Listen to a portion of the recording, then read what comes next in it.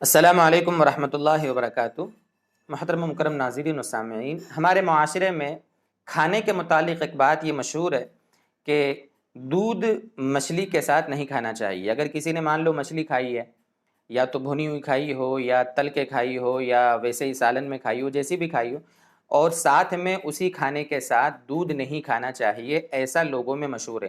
خاص طور سے ہماری گھر کی جو عورتیں ہوتی ہیں وہ تو اس کو بالکل حرام سمجھتی ہیں کہ دودھ مچھلی کے اوپر بالکل نہیں پینا چاہیے۔ دیکھیے، اس مسئلے کی تھوڑی آج وضاحت سمجھیں آپ۔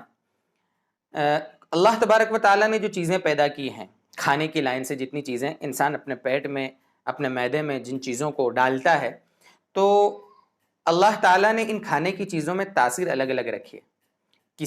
کوئی چیز ایسی ہے جو سرد ہے، ٹھنڈی تاثیر ہے اس کی، کوئی چیز ایسی ہوتی ہے جس کی تاثیر گرم ہوتی ہے، اور سرد تاثیر والی اور گرم تاثیر والی چیزوں کو جمع کرنا اور ایک ساتھ دونوں کو کھانا، معدے میں جمع کرنا، یہ کبھی کبھی انسانی صحت کے لیے مضر ہو سکتا ہے۔ علماء نے سمجھایا ہے اس کو۔ یہاں پر بھی یہی مسئلہ ہے۔ یہ جو مچھلی ہے وہ گرم ہوتی ہے، دودھ جو ہوتا ہے اس کی تاثیر سرد ہوتی ہے۔ اب ایک سرد اور ایک گرم چیز اگر معدے میں جمع ہوگی تو اس کا نقصان ہو سکتا ہے۔ یہ طبی اعتبار سے مسئلہ ہے، شرعی اعتبار سے اس میں کوئی قباحت نہیں ہے، لیکن چونکہ شریعت بھی ہمارے جسم کی صحت کا خیال رکھتی ہے، اس اعتبار سے ہمیں اس کا دھیان رکھنا چاہیے۔ علامہ ابن قیم بہت بڑے یعنی فقیہ، عالم، محدث گزرے ہیں۔ انہوں نے ایک کتاب لکھی ہے طب نبوی کے موضوع پر، اس میں حضرت نے باقاعدہ اس مسئلے کو سمجھایا ہے۔ حضرت نے اپنی کتاب میں جو جملہ لکھا ہے میں آپ کے سامنے اس کو سمجھاتا ہوں۔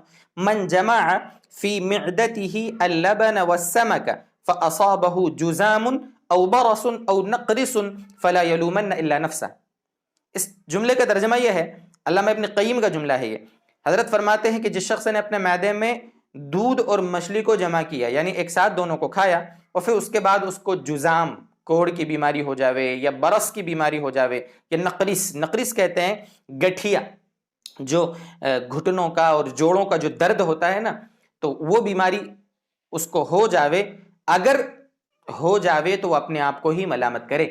یعنی حضرت کے کہنے کا مطلب یہ ہے کہ مچھلی اور دودھ ان دونوں کو کھانے میں ایک ساتھ جمع کرنا، معدے میں جمع کرنا، تو اس سے یہ بیماریاں ہو سکتی ہیں، برس کی، کوڑھ کی یا نقرس کی بیماری ہو سکتی ہے۔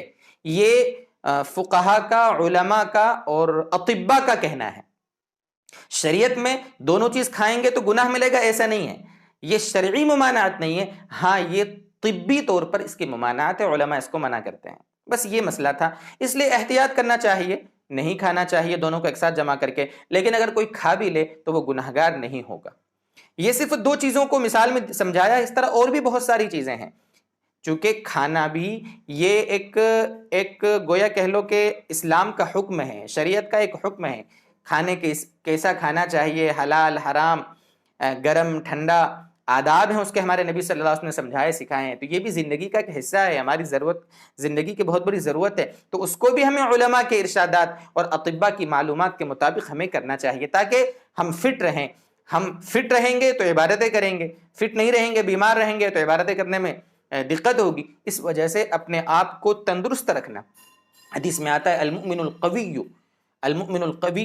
احب الی اللہ من المؤمن الضعیف، او کما قال نبی صلی اللہ علیہ وسلم، کمزور ایمان والے بندے کے مقابلے میں طاقتور ایمان والا اللہ کو زیادہ پسند ہے۔